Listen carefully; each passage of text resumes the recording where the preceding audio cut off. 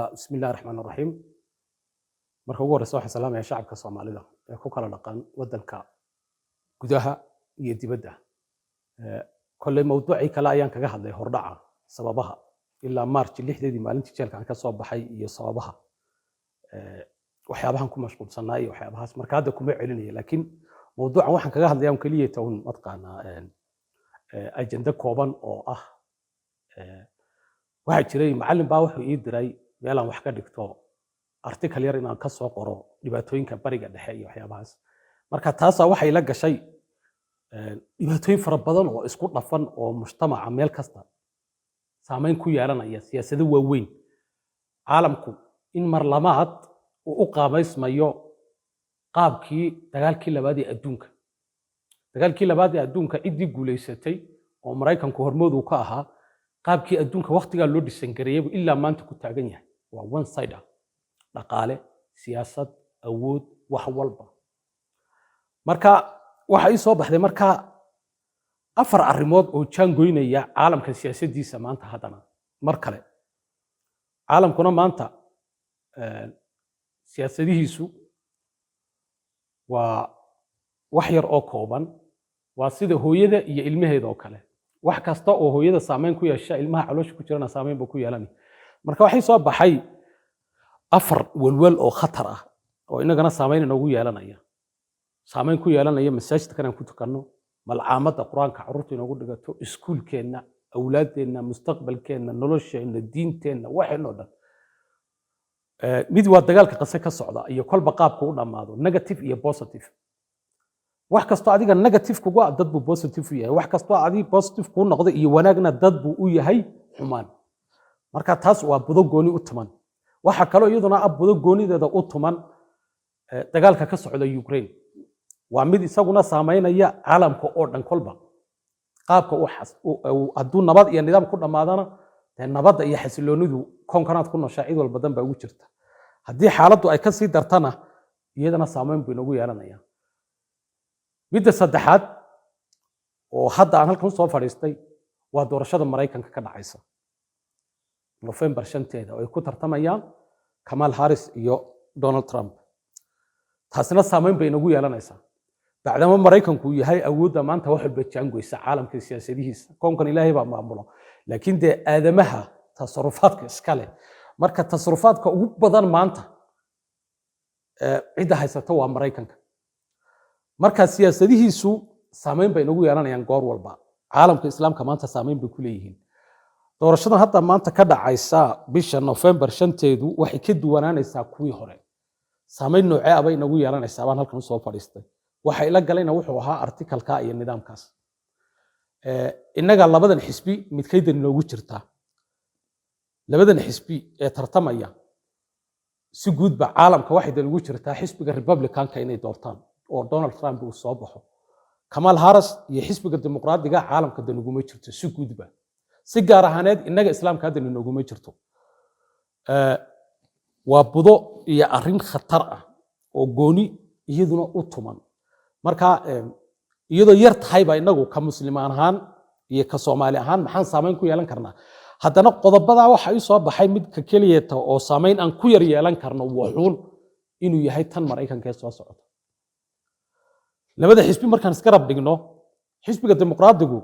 waa xisbi ka soo horjeeda Ilaahay wuxuu yiri walaqad karamna bani aadam dadka waan karaameyn oo ka soo horjeedaan totally waxay leeyihiin waxba lama karaameyn dadku dameero aan ka dhigno xayawaan dadku ha noqdaan dadka in kooban mooyana inta kale waxa la rabaa in xayawaan laga dhigo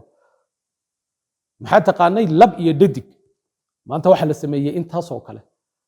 waxaad oran kartaa lab iyo dhadig midna ma yihi waxaad oran kartaa labadaba waan ahay ya waxaad oran kartaa adigoo nin ahaa naag baan iska dhigay oo prayer baan soo yeelay adigoo dhadiga waxaad oran kartaa nin baan iska dhigay oo ama waxaan iska dhigay matqaanaa qof dhadiga istamar adigu waxyaabaha noocaas oo dhan waxa cudunta waa oo qiimka aadamaha ka soo horjeeda waa xisbiga dimuqraadiga marka si guud ba inagu labadan xisbi midna inaga islaam ahaan dan badan inaguma jirto laakiin qiimka aadamaha kanu ka mideysanahay waa kan Republican-ka oo at least diintii ha iska milanto oo dad Kristaan iska ahaayeen laakiin waxba ka sii harsan waxyaabo badan oo kaga duwan yihiin baa jira oo inagu ka islaam ahaan aan ka midoobayna marka labada ay noqoto waa laba daran mid dooro laakiin wax walba oo daran haddana markaad miisaanka saarto mid baa kuu sii daraanaya marka xisbigan republicanka inaynu ka eegno oo keliya ma aha Donald Trump waa cunsuriyo dadka soo galeetigu ka soo horjeeda war waxa Mareykanka soo galeetigiisa iyo muddo yar ina sharci ka hesho yar shaqaysato adigu waxba ahayn oo ilmahaaga laga qaatay oo cunsuri kale ma taqaanaa adiguna cunsuribaada dad cunsurinimad ka cabanayso ya maalinka dambe adigoo fikirka wata kale oo dad kale u adeegaya oo wax kale soo noqday baad ku soo noqonaysaa wadanka gudihiisa haddaadan ka taxadirin taas way maanta Soomaaliya waxba ka jira meel kale waxba ka jira boqol waxba isdhex socda sidaa darteed xisbigan dimuqraadiga oo waliba qof dumar ay xakamaha u sii qabatay caalamka danuguma jirto kow sababta ugu jira waxa weeye nidaamka aadamaha ee qiyamka aadamaha ka soo horjeedaanba kow marka inagu ka islaam ahaan isku dhinac uma socono util iyo utal wax kasta oo diinta islaamku tiri lidkeeda ayay ku dhaqmayaan sidoo kale caalamkana danuguma jirto ruushka waxa ka go'an inuu isdifaaco oo hubkiisa adeegsado xisbigan dimuqraad waxa ka go'an dagaalka Ukraine iyo ruushka u dhaxeeya inay sii shidaan ruushkuna uu markaa isdifaaco caalamka nuclear marka la soo adeegsado marka caalamka dhan waxa danugu jirtaa cid la xabadan qaboojinaya oo nidaamkan si kala aanu dhagayna taana de waa xisbigan dimuqraadiga Donald Trump taa dan bay noogu jirtaa iyadana waxa kale dan noogu jirtaa bacdama caalamku maanta siyaasadda Mareykanku meel kasta ay si negative iyo si positive labadaba u saamayso inaga ka islaam ahaan siyaasadda Mareykanku mar kasta si negative ay noo saamaysaa marka Donald Trump wuxuu leeyahay America first America halkee America iyo xuduudaheeda marka siyaasadda arrimaha dibadda inaga faragelinteedu negative bay noo tahay marnaba wax positive oo inagu wanaajinay ma jiro sidaa darteed saamaynta noocaas cid la waan yareynayna oo arrimaha iyo gudahan isku tashanayna ayuu islaamka iyo inaga dani ugu jirta wax kasta oo masaajidkeena saameyn ku yeelanaynin negative iyo malxamada quraanka aan ku dhigano iyo iskuulkeena iyo awlaadeena iyo ciribteena dambe oo inagu kalifaynin wax yar qaato oo waxa sameeya kaabay dani ugu jirta qiyamkeenu kaabay ku jira hadii laakiin inuu ka agno caloosha maanta ay maran ya marka xisbigana wax yar oo gogol oo waxilo abqayr ba lagu lulaya laakiin waxa laga leeyahay ba xagga dambe waxa laga leeyahay ba ka badan sidaa darteed qiyamka kama midoobi karayno aadamaha ka soo horjeedaan inagu waxaan nahay aadamaynu nahay marka aadamaha dadka ka soo horjeeda de waxay isuman yihiin ee la dadku dameeraha noqdaan waxaad oran kartaa maanta dameer baan ahay ay baan ahay bisad baan ahay waxa doonto waa lagu tixgelinaya Australia waxa lagu maxkamaynayay waxa maxkamad lagu saaray nin macallina wiil baa yiri waxaan iska dhigay gabadh baan ahay oo meel baan iska waxay bishki ya wala yaab marka macallinkii waxa lagu yiri waxa tiraahdaa iyada ugu yeedh uguma yeedhay bal anigu nin Kristaan ah ninkan isagu baa meel iska qaleen waa nin buu yiri moogtay way biologically gudaha qofku iska bedeli kara oo muhiim ma jirade ya calaamadu ba lagu waxay ama bura loo yeelo ama meel ba laga jaxawaan taam sadarteed ninkii maxkamad ba lagu saaray hadda uu xidhan yahay sidii buu ku xidhan yahay waxaan ku sheegayaa waxaas waxa xudun ah oo sameynaya koow si guud baa xisbiga dimuqraadiga haddana imika marka Kamal Harris loo sii dhiibo iyo qof dumar ah waad garan kartaa caalamka dab baa ka sii shidmi doona meel kasta Ukraine ba ka sii shidmi iyo Ruushka qasay ka sii shidmi meel kasta ka sii shidmi saameyn bay kugu yeelan waa inaga xoog badan yahay maanta inagu waxaan iska nahay dad daciif oo waxba qabsan kareyn wax inoo diyaarsan ma jiro teknolojiyad iyo wax kasta marka dadka waxa wada inay meeshooda inaga ekaadaan oo sharkoodu halkooda inaga joogo iyo in laynoo soo dhaadhiciyo halkan inoogu yimaado jijiga midkeedan inoogu jirta sidaa darteed dadka Soomaalida maanta waxa la gudboonaya dadka muslimka inay ka leexdaan xisbiga ay u codeeyaan mustaqbalkooda dambe inta u roon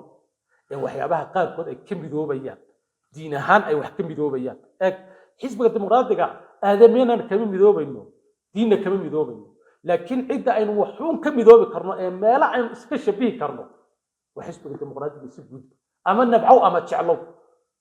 ha ku nabcaada isagu muxuu ku nacab yahay isagu wadankiisa iyo nidaamkiisa cusurnimadiisu isaga u taala adiga doolaala tagay oo meel kala tagay adba ma jeclid wadankaaga inay dad kale iska yimaadaan oo laga qaato marka dadka eeg aqliyan waxa aad baadan jecleen qofka nin jeclaadeen aad ku qasabta ma laakiin ninka gurigii aad ka timid ee duunsanaa kaasi duminaya ee ilmahaagina raba inuu ka qaato oo isagoo midab kale leh ku yimaado ya oo midab kale leh kaaba ku sii daran sidaa darteed dadka Soomaalida waxaan kula talinayaa war haddaad meel wax ka tari kartaan si guud ba caalamku isku lifaaqay yahay maanta qasa horta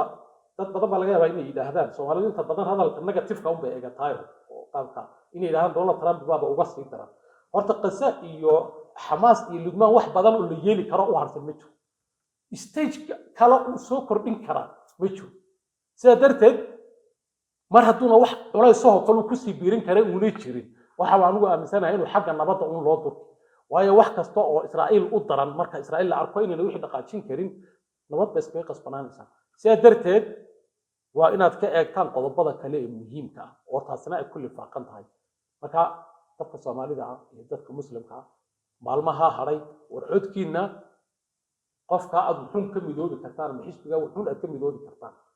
ee midabkiisu uu nooca yahay wax isaga ka kartaan iyo kan biyuurka ah ee la dadku xayawaan ha noqdaan qiyamka aadamaha haba laga tagaba ya waxba isaga ma iman karno waxna isku ma darsan karno sidaa darteed haddaad meel wax ka tari kartaan baan isiri waxa mawduucan gooni ugu doortay mana halka u wax laga tari kara oo wax laga turtuuri kara sidaa darteed dadka wax garadka ee Soomaalida iyo dadka kale si garanayaan war codkiina ka leexda Kamal Harris iyo nidaamka dadka qiyamka aadamaha ka soo horjeeda ka leexda xagga nuucdeeya mustaqbalka adduunka iyo dadka dhibaatada sii shidaya iyo xisbiga ka leexda marka intaas ku soo koobaya mawduuca haduu Ilaahay geesa badan waxaan ka sii deyn doonaa muuqaalo kale oo constructive ah oo ama teaching kale mawduucina kala kaga hadlay hadda wax kuma celinayo laakiin